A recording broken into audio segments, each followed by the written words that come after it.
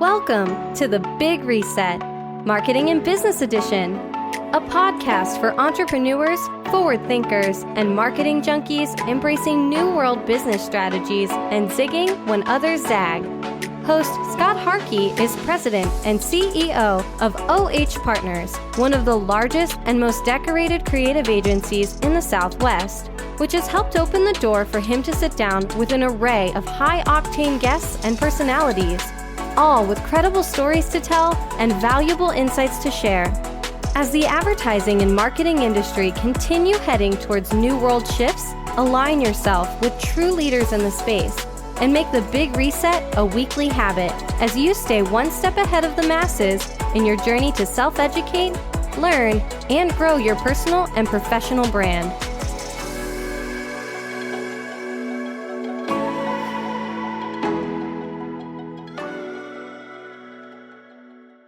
Welcome to Playing with Fire. I am super excited today to welcome Gregg Edgar, a longtime friend and just overall awesome person, and also one of our biggest clients. So we'll see how this goes. That's good. Don't mess this up. Yeah, exactly. Don't get burned. Yeah, we'll try not to. But a little bit about Gregg. Gregg's been in the agency business before, which I love it, and just has some phenomenal stories about working with former presidents and being overseas. He's a family man, 7 kids. 7 kids. 2 which are adopted, which right. is I can't imagine. I have 2, so I can't imagine what you deal with at home. It's insane. We have a lot of fun. It's kind of a crazy environment, but we have a good time with it. They're all good kids. All of them got their own personalities. Oh, I bet. Yeah. And also Gregg is the executive director of our very own Arizona lottery, which is now doing over $1 billion in sales, largely to Gregg's leadership. And the other cool thing about the lottery, and great team, of course. Team.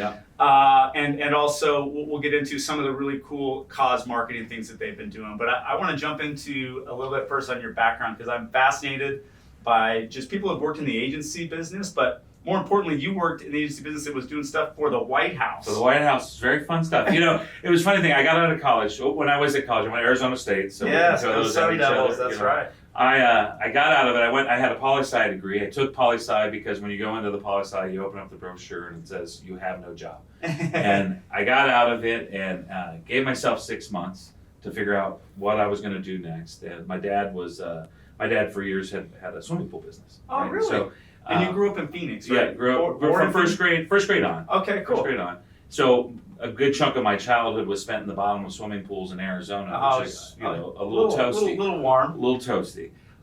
So that 6 months, I'm working for my dad. We're in Yuma, Arizona, building swimming pools for the Marine Corps Air Station in Yuma. And it's hot. It's really hot. Yuma's insanely hot. And I get a call from a buddy of mine who I knew at ASU. And he said, hey, I just started working for this firm, and we're hiring some free interns. And being myself, I sit there and I think, well, let's see, I'll go work for free in an office that's air conditioned, or I can go stay in the pool in Yuma for the next 6 months. I'm like, I'm headed dead. I'm going to go try this out. And 20 years later, wow, I was with that firm for 20 years. That's cool. It was such an amazing, such an agency. Yeah. Come work for free as a free 6 months. Yeah, 6 months for free, and but I loved every minute of it. And I think what it did for me, I had no clue what public relations meant, right? Yes. As a public relations firm, the words sounded great. Yeah. That sounds cool. It sounds sophisticated. Yeah, But then, so for 20 years, I figured out what that meant and what that was, and it was just an amazing experience. What's one story that really sticks out? You and I talked a bunch about some of them. I think you were in Iraq with the president before. Like, what's a cool story? So, I got to see the world. The line I always use when I talk about my former life is, we did things that people don't get to do. Yeah, for sure. And my boss at that time frame, Gordon James. Gordon, I love Gordon. Guy. Gordon was a longtime Bushy, as we all call ourselves, and had worked for 41. He hired on with 41 in 1978 when he was running for president at that time. Wow. He actually leased him his office space in 1978 in Iowa. That's how Gordon met. That's how Gordon met him. Not W, but George Walker. Yeah, 41.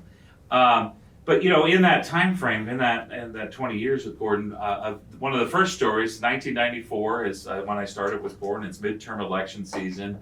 While I'm still a free intern, I go to Iowa with Gordon. The Iowa caucus. And George Herbert Walker Bush walks off of a little private plane, because he's coming in to do campaigning for midterm elections. Yes. He lands in Omaha, and we go right across over into Iowa, and we're staying at a Best Western. And Phoenix company. Yeah, exactly. Good Phoenix company. But not exactly where you think you're going with a former president of the United States, 2 years out of office at that point. And well, before we get to the Best Western, we stop for dinner. Okay. Right, and there's a group of maybe 8 people, and they're all sitting at the main table. I'm sitting at the side table with the Secret Service, Wow. which I absolutely love. And we're sitting and eating the food. Get to the end of the meal, Herbert Walker reaches into his back pocket, pulls out his credit card and pays for the meal.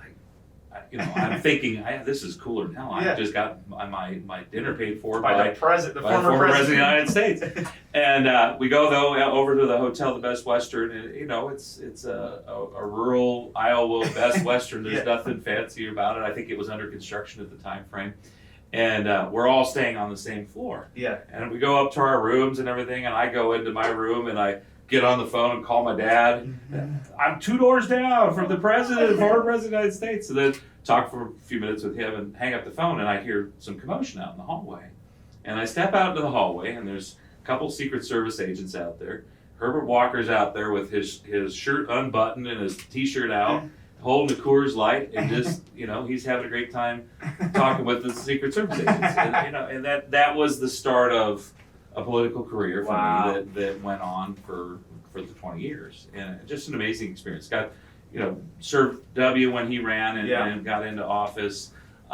Ended up going to Iraq. We went to Iraq for about 5 months. W's a cool guy, right? W is a great guy. He's a good guy, right? I hear people that work with him say he's awesome.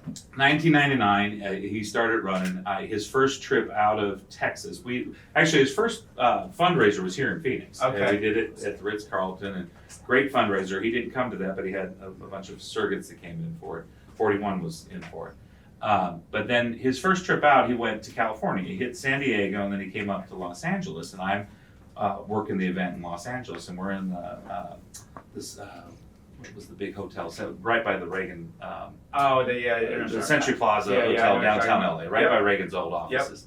And I'm downstairs in the bowels. The presidents, they don't see the pretty entries to hotels. They always come through the back doors and go by the trash cans. Yeah. But I'm standing in the back hallway and trying to clear some space because I know he's on his way through. And I see him, I get the hallway clear, and so I step myself out of the way. And he comes walking through. He doesn't know me at this point. And he walks by me, gives me a pat in the belly and says, "How you doing, big guy?" And that's just the type of guy he is. I'm just like envisioning Will Ferrell as W doing this. He probably laughs at the Will Ferrell. I'll bet he does. But he is just a genuine guy. He is what you see on TV. That's cool. Mrs. Bush is just one of the sweetest, most wonderful people. I've heard that. Herbert Walker was amazing when he was with us. Unfortunately, he passed, obviously. But just salt of the earth people. But through that relationship that Gordon had with that family, we were able to go around the world working for the White House, working for different government agencies, working for clients. On Air Force One, the whole deal. I got to do Air Force One once. There's a fun story on those ones too. But just an amazing experience. What do you think what was your takeaway of the 20 years there, that you could give to somebody coming up in their career? I just remember being a young, wet behind the ears person just starting in radio, and I didn't know crap. What would you tell your younger self that just started? What would you tell somebody else? I think the biggest learning that came out of it, and Gordon he preached this. You don't say no. Right? You can advise a client, you can work with a client, you give them thought process on why they should make a decision. But you don't say no, and you find a way to get something done. And I think when you look at it from the political side of things, I was in situations where you're the only person on the ground. You've got to find a way to get the job done, and that's what you do. That is so interesting. As an agency person, I think the amount of creativity you have at any part of the job, you have to figure it out. And I think so many young people today, we have Google and but it's sometimes people get stuck and they don't know what to do. Right. In the agency world, like You gotta decide. you gotta figure it out. Like you be creative at all times, every day of the week. And don't be afraid of it, right? Mm. Because you're going to go do stuff, and yeah, you're going to do some things wrong. But Yeah. but the things you learn from what you did wrong will 100%. shape the where you go the next place. So I think that was probably one of the defining things for me. Of you never take an attitude of it can't be done, and you find a way to do it. That's what amazes me about the political business. I have a lot of friends that were in the political world, and it's similar to what I see in the agency business, where there's a lot of young people in charge of some really important stuff. Oh yeah, And absolutely. you know what I mean? Like, Absolutely. And they figure it out, and I can imagine the growth and the learning that's involved in that. But it always amazes me because as you need to add scale to any business, especially in professional service businesses, the amount of opportunity for young people to make a big difference and do some insane things that not a lot of people get to do. Right. The learning that comes by that, and again, it's similar to the agency business, the political, the pay sucks. Right. It's terrible, right? Yes. But you don't do it for the pay, right? Correct. You do it because the experience. I mean, the adrenaline rush. I always say to people on the politics, since I've had kids, I've not been as dove into the political world. But it feels like I need a fix every time it comes around. Yeah. It's just such an adrenaline rush to be a part of. I think it takes the energy, though, of a young person in many respects. It does, yeah. And it takes the mentality of a young person, I'm just going to get in there and I'm going to do it, right? Correct. And throw caution to the wind because you can. Yeah, right? yeah. So it was such an experience. I mean, again, I started with Gordon. I was 22, 23 range, right? Well, I guess it'd be 23. And, you had to do what you had to do to get the job done, and you had to take care of the client. 100%. Yeah. So now, obviously, let's fast forward a little bit. Arizona Lottery. Yeah. You've been there. Is it 5 years? Yeah. Just 5 March years. past 5 years. Congratulations. Yeah. It's been an amazing ride. It was. I took this job. I had been working on some projects with my wife, and I was staying home with kids a little bit. Yeah. And doing those projects at home while she was going in, and she got pregnant again, and was like, I think I want to switch the roles a little bit. I'm like, okay, absolutely. And so went and interviewed. So you were Mr. Mom in it there. A little bit, like And I went and interviewed for some other state jobs that were open. So I had some friends that were working for the Ducey administration, and went and interviewed for some comms jobs just to get back into that mode. Yeah, yeah. And I went in for the first interview, and again, I had worked with Gordon for 20 years and then worked on my own. I hadn't done a job interview in 20, probably really never did a job interview. Were you nervous? I wasn't nervous. I didn't understand what a job interview really was. I mean, I had been on the other side of it, interviewing people, but I hadn't been the person being interviewed. That's a good point. And so I was sitting thinking about it before I went in for these interviews, and I finally said, I'm just going to be myself. I'm just going to go in. I'm going to be direct. I'm going to tell them what I think they're doing wrong and what I think they could do better. And so I went in for these interviews and was very direct on what that agency, what I felt they could be doing better and how they could be handling their communications position, and was very blunt. Yes. And the interview was with the director of that agency and with Henry Darwin, who was the chief operating officer at that time. And I think they liked my directness and my frankness.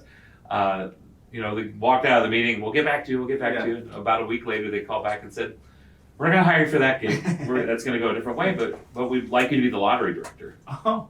I'm like, lottery director? Who grows up saying I'm going to be the lottery director? Yeah, exactly. And I'm like, okay, well, can I take a day to go figure it out, talk with my wife? And, I went home and did some research on being what lottery did, not just what the director did, but what does lottery do?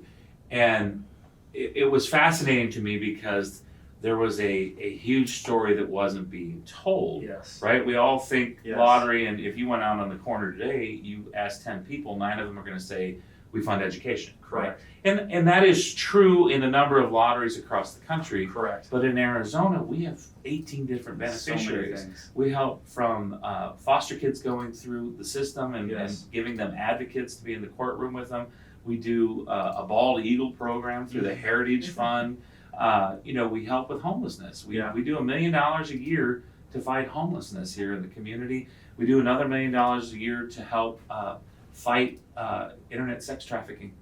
Wow, I remember that. Yeah, That was a couple of years ago, right? That's one we do every year. Right? $900,000 goes into equipment, another $100,000 goes into How victims' much rights. total goes into nonprofit programs right now? So the way it's structured, the bulk of our money goes into general fund. About 50% goes into the general fund, which is hugely important. That goes into education, that goes into roads, that goes into everything that we have going on.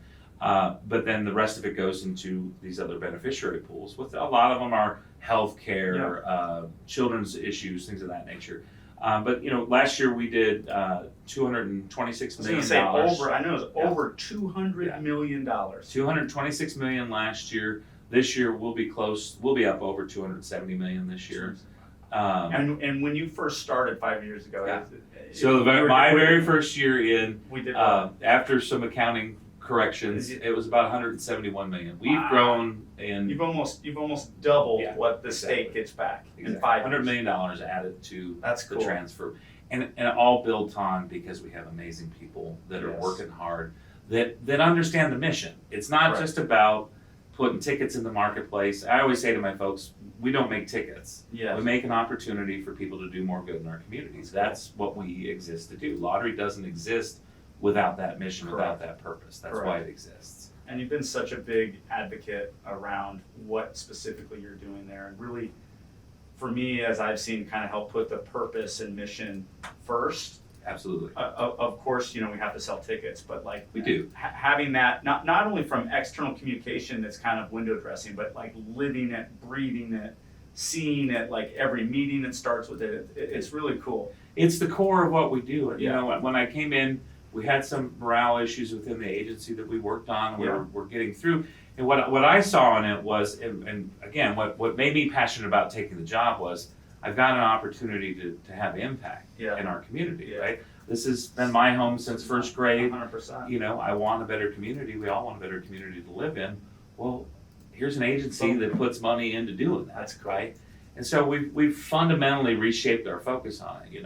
We do the money that we do through our beneficiaries, and through that 200, it'll be 270 this year, back to the beneficiaries. But on top of that, using our marketing dollars and what we do through you guys, we used to do a lot of chicken dinners and those types of things. I remember. And all good stuff, and nothing against chicken dinners, right? I mean, that's the bread and butter for a lot of nonprofits. Don't mean to disparage that in any way, shape, or form.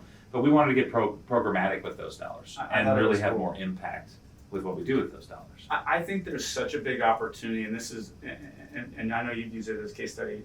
We've talked a little bit about it, and some national pubs have covered a little bit, but not to the depth. I think there's been so many organizations that have a giving program that is not purpose oriented. It's just kind of like, we give money here, we give money there, and you coming in right away and fundamentally, changing that giving program to make it so purpose led, and dollars going to help real things and real people. Yeah. I mean, you did that 5 years ago. I mean, now you're hearing a lot more about cause marketing, but it just makes sense, right? I mean, again, we want to live in a better community. Correct. Right? And if you're in a position to have impact on that community, you've got to take that opportunity to do it.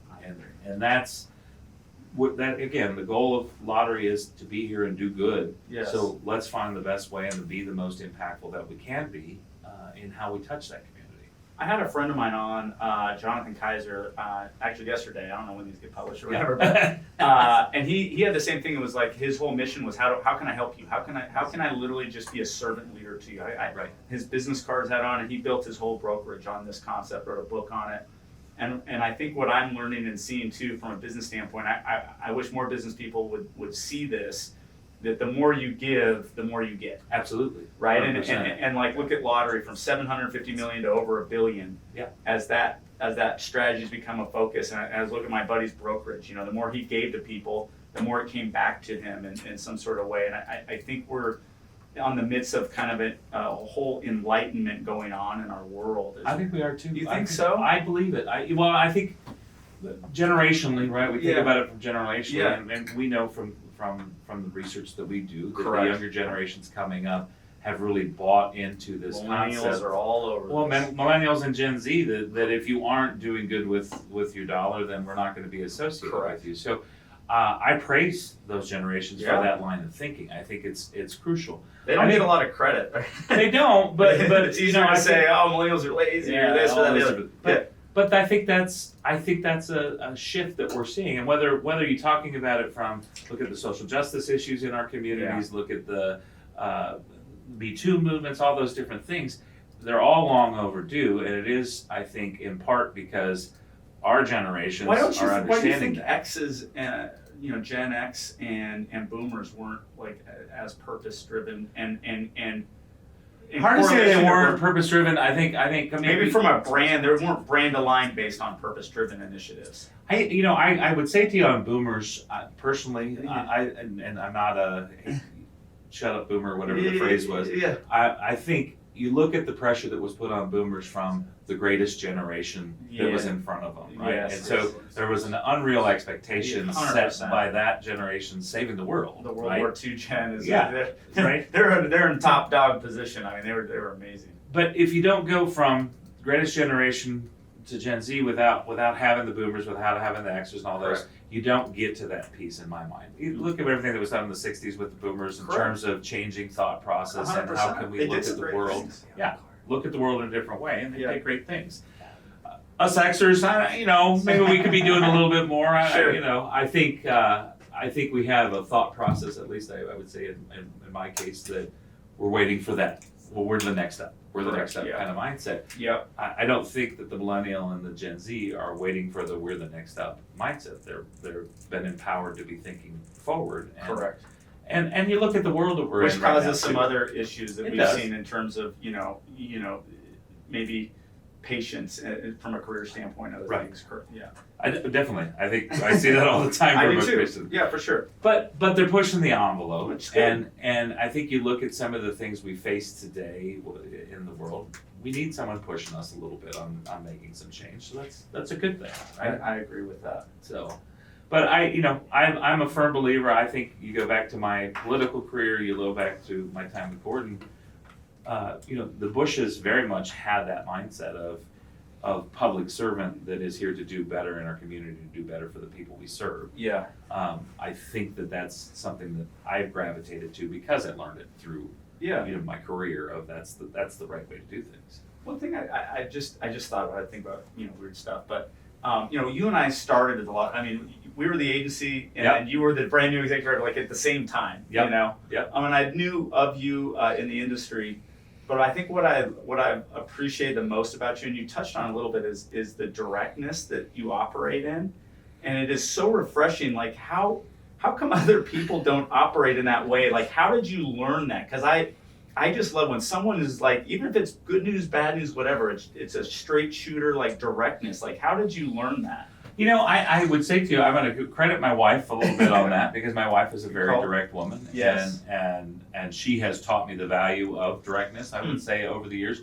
I don't know that I was that way when I was younger. Really? I think I grew up career-wise in Yeah. a thought process, again, in a say no, you aren't going to say things that Upset don't make people somebody. happy, right? Yeah. And I would say to you, I like to people please and I like to keep people happy. For sure. But I think I learned both from my wife and through just some of the experiences I've had in life that, you know what, in the end, you're never going to be faulted for being truthful. Correct. You're never going to be faulted for, so long as you're being earnest and trying to help improve a situation. Yeah. Or if you're being direct in a way to be constructive, Yes. right? don't be a You're jerk. never going to be faulted for that. Yeah. There's certainly people that are direct that are just direct to be jerks and Correct. and not nice to people. I think you That's have New to York be business. grounded. Yeah. I think you have to be grounded in being constructive. It's so. I probably didn't figure this out till maybe about 4 years ago, and it's been such a breath of fresh air. Doesn't it change your It life changed when you get my there? world, yeah. And I But think I've had to let go of some ego, and I've had to be okay with, Right. Maybe not people pleasing the way I want it. But the more I've seen that, it's literally changed my world. I would tell you from my own past that the mindset of people pleasing can lead you in a direction where you're not being honest Correct. and can lead And you have to such more good heartbreak. you have such good intentions too. But it can lead to more heartbreak because Yeah. you're not being truthful in the situation. Correct. And if you're honest, then you're going to be better off. I think our first meeting together Yeah, around a table, I Yeah. said to you, look, I'm going to be frank with you. Yeah. I know I come from business world. Yes. Chris Rogers, who Yes. is our director of marketing, comes from the agency world. So there's nothing you're going to throw over us.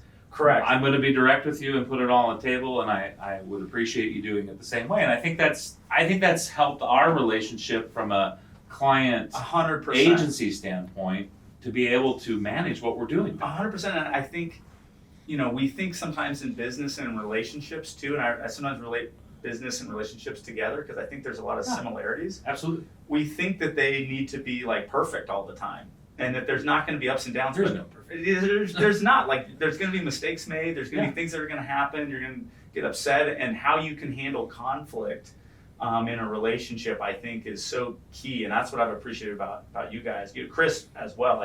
And I think people that have been in the agency world, we talked about this earlier. Yeah.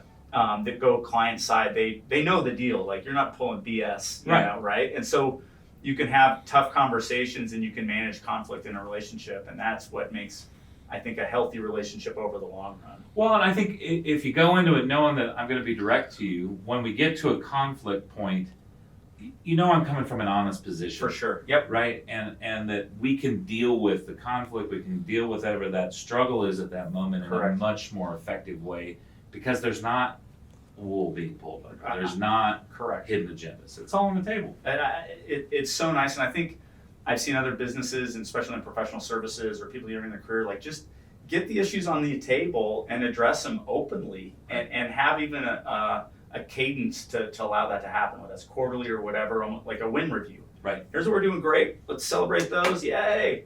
Here's where we can have some improvement. Right. And we didn't do that all the time. We started doing that maybe about 4 or 5 years ago. Well, under the Ducey administration, we have the Arizona Management System. Yes. That Governor Ducey implemented. It came out of his experience with Cold Stone and his Correct. professional experiences. Yes. And for those that don't know, the Arizona Management System is built on the lean principles out Yes. of Toyota production and so forth. And we've all been trained in it. And it has been instrumental, I think, in a lot of the change that we've been able to make at Lottery, because we empowered our front line to be thinking about the problems that occur within Yes. our agency, Yes. and to bring those problems to the forefront. They're one of the trainers that we have within GTO, a guy by the name of Scott Harkey, great guy, great storyteller, right?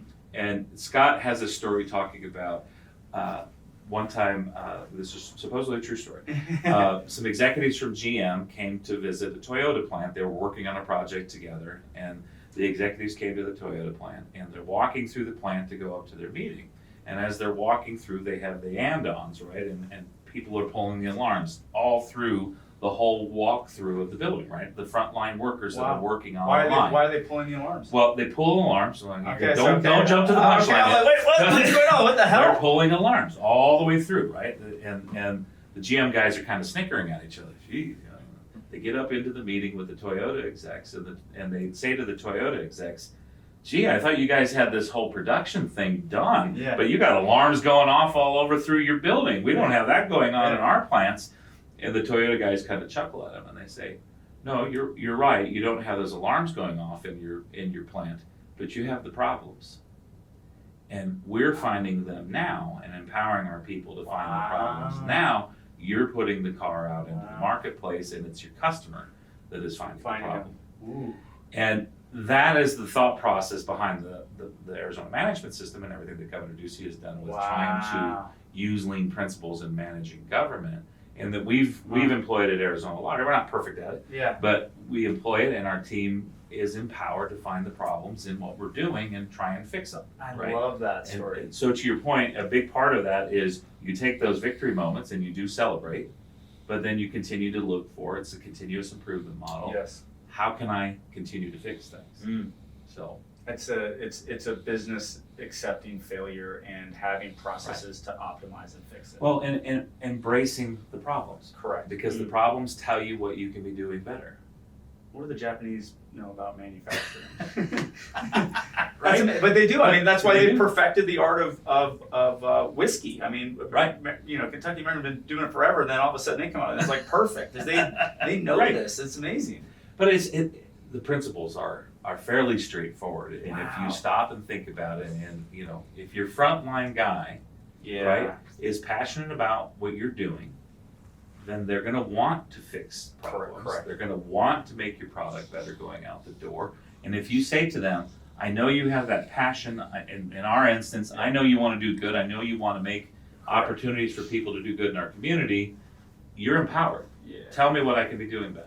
Which is why I think fear-based leadership doesn't work. It encourages people to sweep things under the rug. Well, and in these concepts, it's very much about, there's two different management styles, right? It's the manager and the employee is one style, where the manager's standing there saying the beatings will continue until your morale improves, right? And then with lean, the thought process is there's the manager, the process, the employee. And we're going to beat the process up until performance improves. Wow. Instead of beat up the employee, right? We're going to find a way, Yeah. and it's a two-way street. It's not a top-down. It's not a bottom-up. It's all of us coming together to find how do we make a better process to make a better product, a better outcome. So, Greg, where do you think? And I think I have a lot of entrepreneurs and a lot of marketing people that, like, I've said this before, like I speak at colleges, or like people hit me up and say, hey, I'm in marketing, can I talk to you?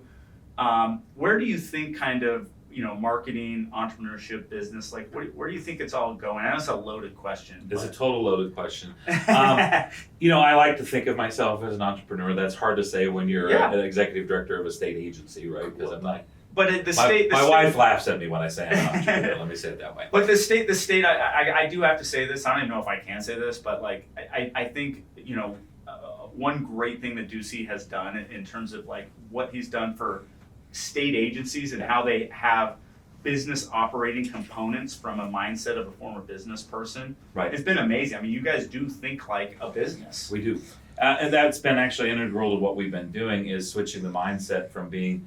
We're not an agency that happens to be a business. We are a business that happens to be an agency. I love that.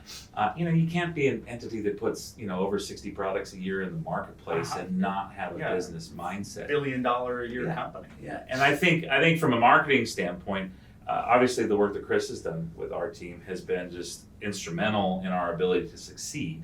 And everything that OH has done for us in this. Another agency guy, an incredibly smart marketing person, leader. I mean, what he's done. I tease Chris. His nickname with me is Data Boy, right? And that's a good name. Yeah, he loves it when I have not heard. I've told him that for Halloween one year I'm going to get him a Data Boy costume. Well, it's his old Cold Stone, Gantt charts of this is working for this. It's amazing. He's on another level. He is, but I think we like to think when we're marketers that we're just these amazing creative people, and we're so creative and be able to think of these things and we come up with these great ideas. Yeah. But if you have that mindset and that's all you are is creative without the data, without 100%. the science of marketing behind it, you're not going to be successful. Correct. You have to be willing to understand where your customer is at. Yes. You're going to have to be able to understand how you're going to meet that customer, right? Yes. Whether you're taking it all the way to them or you're bringing them a little bit to you, you got to figure out what the pathways are to meet that customer so that they want to interact with your product and be a part of your product. And you've got to be willing to embrace the data, embrace the cold hard facts that are out there. I think of marketing today as at any job function too, whether it's creative or account or whatever, marketing director. I think and I'll relate it to like a baseball analogy. You have to be a 5-tool player today in marketing. Yeah. You can't be strong in one area without having supportive pieces to it. Those are what are making the greatest marketers. You can't think about social media from a creative standpoint only or from a copywriting standpoint. And you have to think of it as a digital marketer. You have to have some analytics. You have to have a great idea. You have to have a PR hat on. I mean, there's so many elements now that need to be woven into plans and marketing execution that I think if you're a strong player in any one given area, it's not enough anymore. It's not. You got to be able to touch all the bases. And, you can come up with a great TikTok video that you throw up there that gets 1 million likes, but if it doesn't sell your product, what's the point? Correct. Right? If it doesn't drive connectivity of why you're there, right? Correct. Same thing with a Instagram photo, a post on Facebook, any of those things have to be driving to some purpose. Correct. Such a hard business, but the other way around too, because if you have all the data in the world that's showing here's where you need to be, here's the business message we need to have on, here's what's motivating consumers, here's how it's going to meet our business objectives, and the idea execution wise has zero creative, you're not going to get there either, behind it. right? It sucks too. So it's such a hard business because you're putting so many disciplines together. It's art and science, and I don't know what other business in the world has that kind of mix to it. But that's what makes it fun, right? It is insanely you fun. You get to be creative. You get to think through. Correct. You have to use your brain. You can't just be out, pulling something out of thin air. You have to put thought process to it. But you get to be creative and think about things. And I growing up in this business and having the opportunity, I was making the joke with you earlier about, I went back in my political days, I would go from one day where you're thinking you're king of the hill, you're taking the president and showing him all these wonderful things, and you're the one leading him through the process, and then the next day you got to get up and you go to the Boys and Girls Club in Guadalupe and you have to put on an event for kids. Yes. It keeps you humble, but it keeps your focus on how you got to be able to focus on where you're at and the client that you're with and who you're working with and how you got to be able to bring their needs to the table, not your ego. Yes. All those different pieces. Yeah, and we have a thing coming up internally at O, which I'm really excited about, and it's called Win, Train, Grow. Oh, that's great. And it's more of an internal kind of mantra because I think in this business and in your business and really any business, you want to win.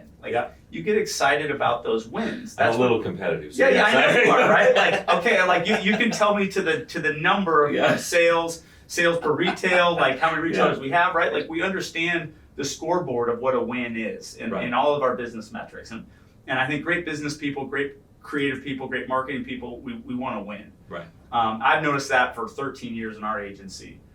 The other aspect that honestly I haven't done a great job with that I want to put more emphasis on is the training part. Yeah. Because I think there's so much opportunity around training and bringing those young people into an organization or mid-level people in an organization and training them to be the next leaders. You won't succeed if you don't do it. You have to. There's so many great people in our business that are now at other leadership spots. I mean, I've got now, dozens and dozens of people who have worked at OH who are now running things or have their own agency. I keep in touch with them.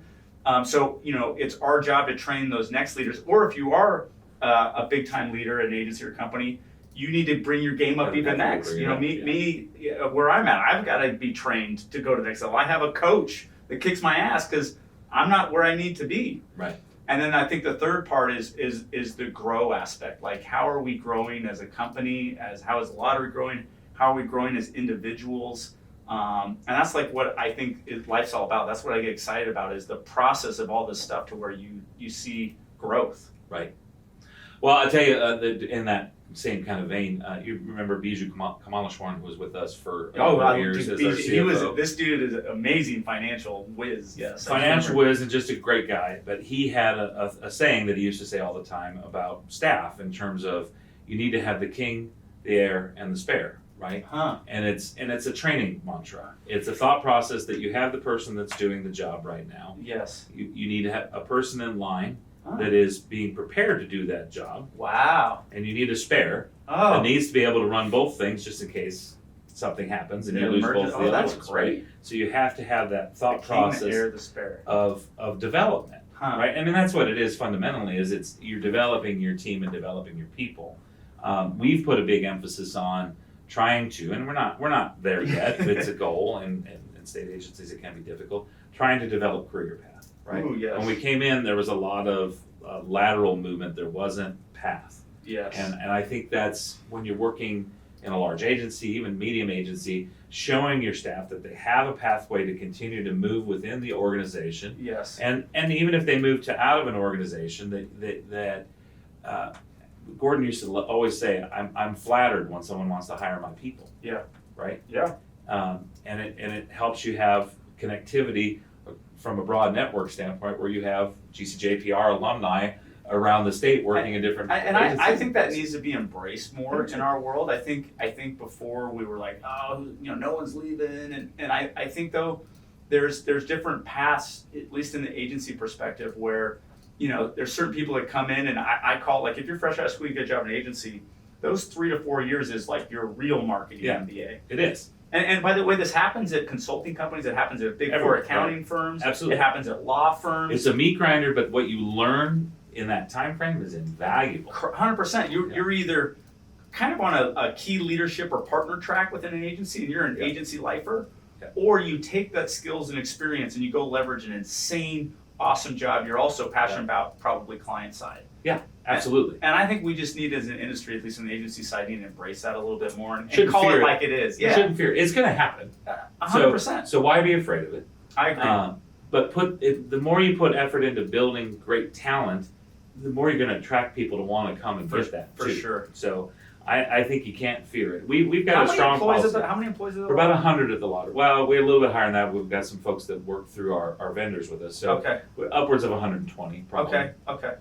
And I can't imagine that, because I struggle with this too, like the career path kind of aspect of any business, like mapping out an individual career path for each person is so hard. It's very hard, and especially again within an agency mindset, right? Where everybody's at a certain level, and anytime you make a minor change in one thing, it can change direction on things. But it has been a focus for us. It's something we continue to try and perfect, and as we look to a lottery of the future, what does that lottery look like?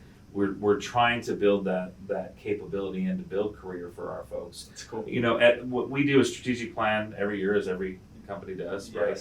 And always number one in our focus on our strategic plan is what are we doing for our employees? Because if I don't have a happy, industrious workforce, I'm never going to have a happy, industrious bottom line. And so you've got to put that employee in there 100%. As a top focus of what you're doing. Who was it? Somebody has a great quote about you take care of your employees, they take care of your customers. It's true. I don't know exactly. I've heard that really eloquent quote that I'm not quoting right now. That sounded eloquent. Okay, I want to talk just briefly. So you're now working with Powerball and the multi-state lottery. Yep. What's your role there, and what do you see for that organization? I think it's awesome what you have. You know, one of the things that's fascinating about being in lottery, we have a monopoly in our states, right? And so our competitors are entertainment competitors, really. I mean, it's a competition for entertainment dollar. Yeah. I don't necessarily have a competitor in straight up lottery space. Correct. Yeah. Your competitor is a concert or candy bar. What else can somebody spend for entertainment purposes? That's what our competition is. But what that does as an industry, it allows us to be very collaborative, right? Yes. And so one of the beautiful things is I have, there's 48 other jurisdictions within the United States that have a lottery, and we all come together and work together on planning. We have two organizations that we do that in. First one's the multi-state lottery. Yes. That's actually made up of 38 of the states that are part of the multi-state lottery. This gets really into lottery theory. Yeah. That's Muscle. You have the Mega Millions Consortium. That's 10 states. It's basically Powerball, Mega Millions. You drive the billboard, you see the hey, it's $1 billion. It's everyone pulling kind of those sales together and making one winner that's winning a ton of money that get people excited. So Powerball is run by Muscle and owned by Muscle, and Muscle is owned by all the independent states that are part of it. Yes. Great group of people, great group of directors that come together. Again, with an industry, this is in the United States, $83 billion industry a year.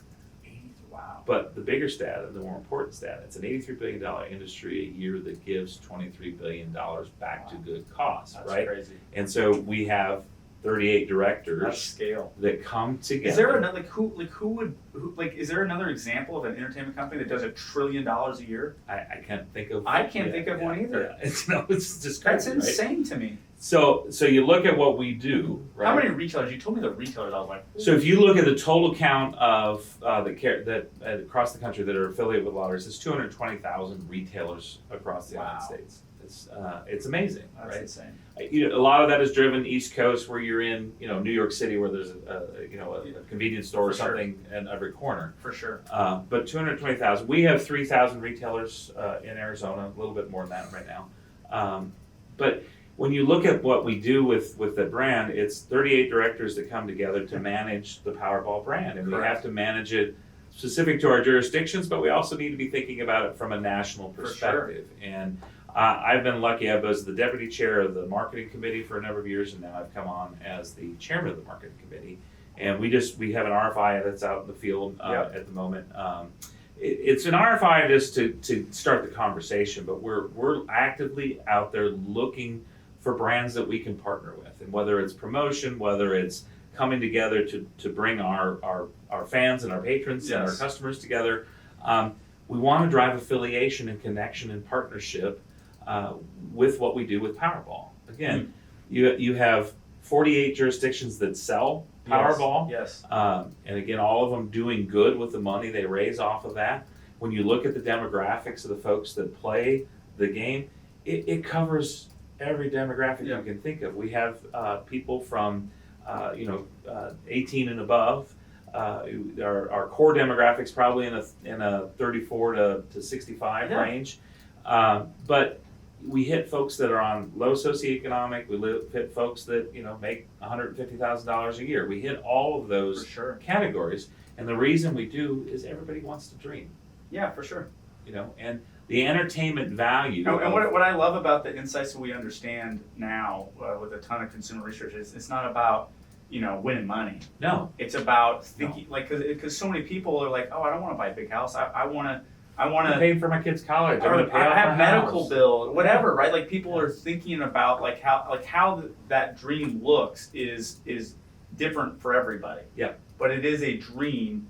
I thought that was really interesting. It's not about the winning the money. It's not. And one of the cool things I get to do is I get to give checks to people. Yeah, right? yeah. And my first weekend, we had a young lady that was 21 years old.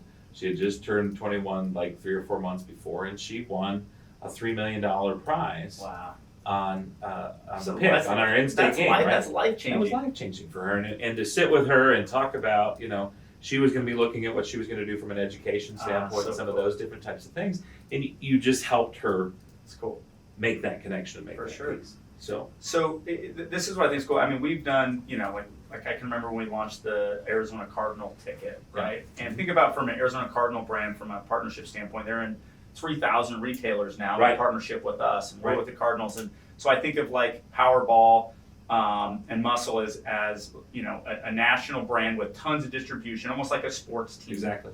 And they're looking for other brands to do. And I'll talk like Instagram language. They want to do a collab. Yeah, we totally want to do collabs. Are a big deal, and the reason collabs are right, but the reason collabs are such a big deal is because you're putting audiences together that have brand loyalty, right? And you're extending your audience with another audience that has loyalty, and then by the way, you get distribution capabilities, right? Because you have your own owned channels, right? And in a time when television's declining at double digits a year and accelerating, collabs are a big deal. It's not just about influencers, collabs, right? So they're huge, and you take what we just talked about there with Arizona Cardinals, right? They obviously have their digital channels that have huge following.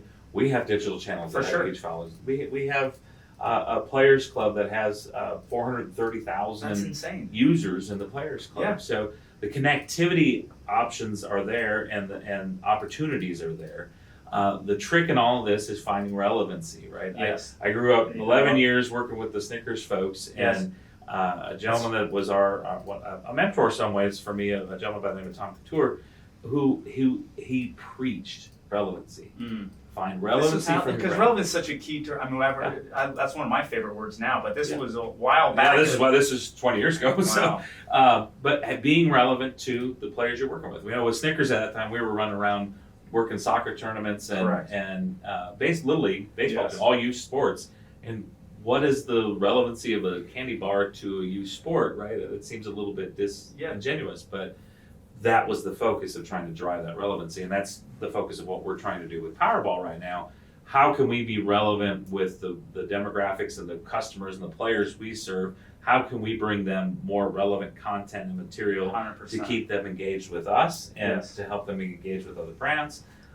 That's to the collab thought process. That's what we're trying to do. That's what it is. Yeah. And I think it's cool. I think it's cool because I also love, and I have this weird thing, I love people who have PR backgrounds, right? I think in today's day and age, PR is more relevant than ever. I think so too. And it's not just about pitching stories to news media. It's so much more expansive to gain what you said, relevancy. And it's collabs, it's influencers, it's traditional PR, and the metrics I really think are metrics around how many people saw your stuff, Right. what your earned media metrics, which now are in a million different channels. I think the COVID era really even brought this out further. I mean, we've Totally been talking for 2 or 3 years about in marketing and advertising telling a story, right? Yes. Which the PR world was always about telling Yeah. the story. Oh, for sure. When we went into COVID, one of the pieces that we did with our marketing and our advertising Yes. is we went away from buy Yes. to making connectivity on a personal level and human level in Yes. what we were presenting. We went into our holiday season very much with a young woman walking through the scene, and she wasn't out buying tickets for her. She was out buying tickets to give to people that she interacted with every day, right? Yes. And it was a great. I really love that piece. This that is people one of my really love favorite for us. campaigns Yeah. we've ever been a part of. And we've kind of stayed in that vein, and it wasn't so much. It wasn't just because it was COVID. It wasn't just those pieces. It was very much the emotional need in our community to feel a human connectedness, Yeah. right? Yeah. And it's all of us have been longing for it through Yeah. COVID, right? We don't Yeah. get to hug each other. We don't get to do Yeah. these things. We need to have that human piece, and so it was very conscious on our part and working with your It team was to awesome. develop to be human in what we were presenting. Adweek picked it up. They were Yeah. like, well, holy cow. I mean, Lauder, you guys exploded in sales, and this campaign's different. And they loved it. I mean, I again, one of my favorite campaigns because it was empathetic to what was going on at the time. And it was relevant. It was relevant, 100%. Yeah. And that's a key. But if we would have stuck to our guns on our marketing plan, Right. Well, and I'll tell you, in our industry, a ton of our lottery brethren were pulling their advertising. Yeah, they went completely. dark. They went completely dark. And I don't fault anybody that you got to make those decisions for your brands and your jurisdiction that you're in. But we felt that it was more important to stay connected to the community and bring that human element. have the right tonality to the stuff, Absolutely. to the spots. And we did on our digital channels, we were doing giveaways, right? We took Yes. $500 gift cards, and we were asking people not to nominate themselves, but to nominate a retail, a bartender or someone that worked in the tourism field, nurses, Yes. healthcare workers. We asked them to nominate someone working in those fields on specific days to win a $500 gift card. But I think the case study and campaign looks great, but I think the reason it worked is because it truly was authentic to the purpose of your brand and the organization that you've been doing for a long time. Right. So it wasn't a surprise. It wasn't like, No. oh, now all of a sudden we care about the community. This has been going on. It was completely genuine, and I think that's why it worked. And you did the brand homework early, and you stuck with that, and then great work happens once you've done all the early point stuff. And I will tell you, it was a debate internally. Do we pull? Should we be out of the market? I remember. Should we stop? And Yeah. I think we even had some advice from your team saying, you guys got to go down. Yeah. And which I'm sure was a hard thing for your team to say. Yeah. But we came back and said, no, we're not. Let's work together. Let's get tonally correct. Let's get relevant to the time. Yes. And let's put something out in the marketplace. I that remember makes talking sense. to Chris about it, and it was pandemonium. And people literally were stocking their shelves in grocery stores. It was like it looked like a zombie and all the apocalypse. places that we sell. Yeah, 100%. We're like, wait a minute, Right. we're going to keep our commercials going when people are going to be locked down in their house. Like, that's insensitive. Like, we had to have some tough conversations about it. It worked out. It was the right call. But it worked because we stayed focused to what the mission. Correct. And the Switched relevancy. out. We didn't run the creative of buy a ticket. It was right on. So thank you for joining us. Thank you, Greg, for coming Love on. being here, buddy. Great to sit with you. It's an amazing conversation. Hey, if you like this, share it. If you know someone that's in marketing or entrepreneurship, please share it with them, and stay tuned for some more details. You just experienced the Big Reset, Marketing and Business Edition. New episodes of our highly engaging series drop every Wednesday, while past sit-downs are available to stream or download in our archive. For more, follow your host at Scott Harkey on Instagram. And for more on OH, check out ohpartners.com.